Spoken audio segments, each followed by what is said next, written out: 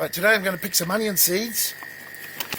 Some of these have already gone a bit, but look, if you're coming close, if I open the seed, let me see, I'll pop it out. You see the black seed in there?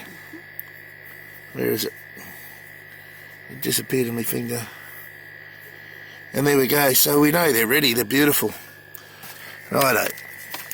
So I'll just lop them off into a paper bag. These are handy now that they've come back, these paper bags. See, these have gone a bit long. So I'll lop all these ones off.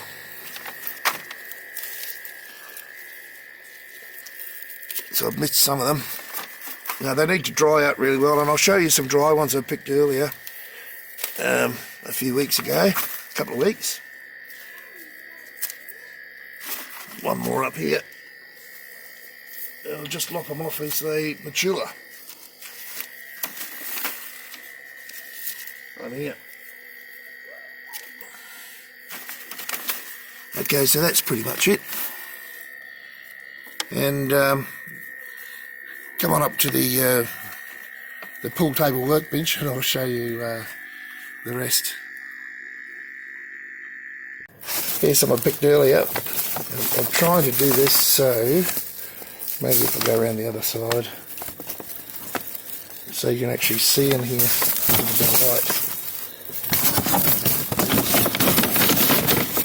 It's really quite dry now, and if I crunch them up, and you can see all the seeds that's come out. Lots and lots of seed in the bottom there. I'll do a bit of a picture. I'll grab some with my hand.